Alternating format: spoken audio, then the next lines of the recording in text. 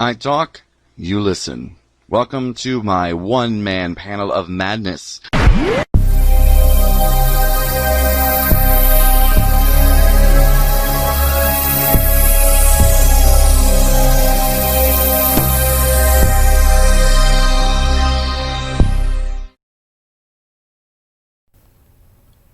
This is Dr. Geohu, and before we begin, I just want to say how sad I am, first of all, that Halloween Horror Nights will not be taking place this year.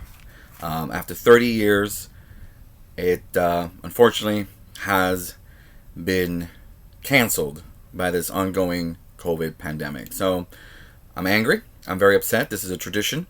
So, but it's a sore subject because one of the great things about Halloween Horror Nights is it's a place where Halloween is really celebrated. And you could be of any age, well, technically 13 or older according to their, guidelines. But it's been a tradition. It's been a tradition of mine. Let's see, I've been going since 2000, so, almost 20-year tradition unfortunately has to be stopped until next year. Thank you, coronavirus. So anyways, let's begin with this new look we have. This new look I have, which is kind of exciting. But it's also here because of Comic-Con. We started something new for Comic-Con weekend. And there was a lot of stuff that still happened. Believe it or not, there were over 300 panels that Comic-Con at Home presented, which is, I think, an amazing thing that they did for the fans. Because even though we weren't physically there, the spirit of Comic-Con still kind of, you could still feel it, And there have been many Comic-Cons that I've done from home. As a matter of fact, we started Comic Couch in, I believe, 2018 as a way to live tweet, or I think it was like live chat stuff that was going on in Hall H and so forth. But I still did everything I wanted to do. The Star Trek panel, which was the main thing that I really wanted to check out to learn more about what's coming up with Season 3 of Discovery, which is what I'm going to talk about here in a second. There's other things you also watch, at least I watch. There's a Comic-Con Episode 4, A Fan's Hope, which is a Matt Spurlock documentary that I watch every year. Because it really, it reminds you of what Comic-Con is about. It's about community. It's about being there with fans and so forth. And then, of course, Doug Benson has this really funny comedy, Comic-Con 420, or Chronic Con, 420, episode 420, which is funny, if you like that kind of humor, So those are two things that I watch. And, of course, I end Comic-Con weekend on Sundays with one of my favorite movies. I mean, I'm about to say it's probably my favorite movie of my entire adulthood, and that's Paul. Because it starts out at Comic-Con and it ends at Comic-Con. So it's a pretty cool movie. If you haven't seen it, you should definitely check it out. Anyway, but yeah, getting back to the one panel that I did want to focus on was this Star Trek Universe panel. One thing I'm going to start out right away is I love the new logo for the Star Trek Universe. And I like the fact that we have this Star Trek Universe now. So it's not just going to be Kirk, Spock, McCoy, Picard. It's going to be a lot of different things. And they've already announced Star Trek Prodigy, which will be a Nickelodeon sort of kids-only show, I guess. It's like, not kids only, but it's meant more for the younger viewers. And although we do have Lower Decks coming up, because that's going to premiere in August, I believe it's August 6th, and fun panel, seeing everybody that's going to be voicing characters for Lower Decks. But the Prodigy show for Nickelodeon seems it's going to be more kind of kid-oriented. However, the premise around that about kids potentially stealing a ship and running off on adventure, doesn't send the right message. But I'm all for it, So we do have these two animations to look forward to. The cool thing is that Lower Decks will start August 6th, and it will lead into the premiere of Star Trek Discovery Season 3, which was announced, that will officially air on Thursday, October 15th. So I'm happy to look forward to that, because I'm not a summer person. Dr. Geo does not do summer at all. I don't like heat. When I moved, the reason I moved to California was because of the weather, especially mountain weather. When you're in the mountains, the highest you probably get is probably 80s, 90s, but there's no humidity. So it's beautiful weather. I don't like weather. I like fall. And Halloween is like my favorite. Like if anybody's just wanting to know more about Dr. Geo, that's me.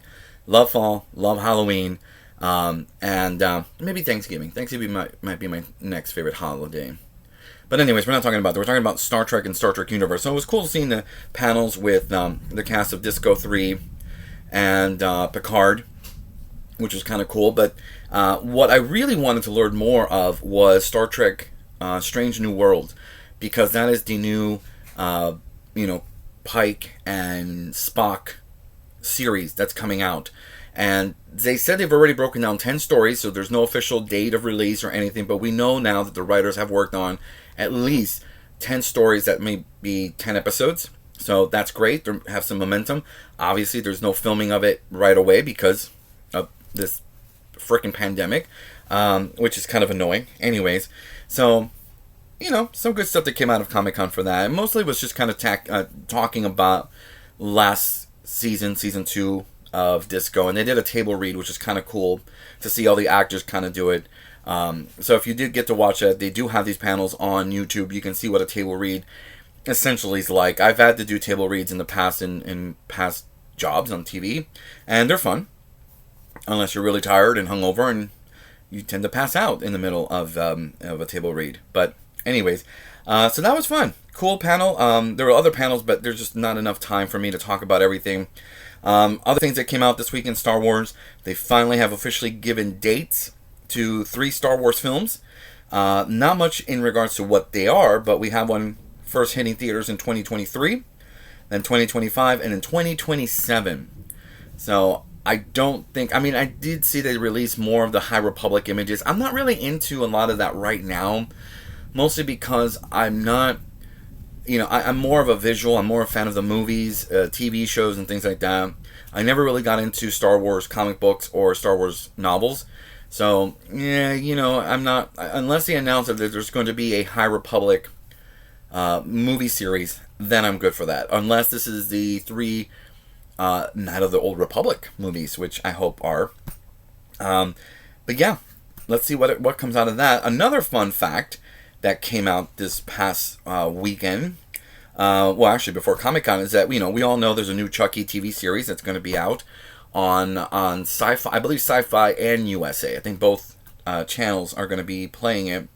But Brad Dourif is going to actually reprise the voice of Chucky, which is great. I mean, Mark Hamill, I think, did a good job in the reboot, the remake they did, but Mark Hamill can do voices, so we know he can do Chucky, he can do the Joker, he can do other things. But Brad Dourif just has that kind of, like, you hear his voice and you just think Chucky. So it's pretty cool that will be the case, and that will be coming out in 2021. So we've got some good stuff to look forward to for next year. But this is only part 1 of my Comic-Con review.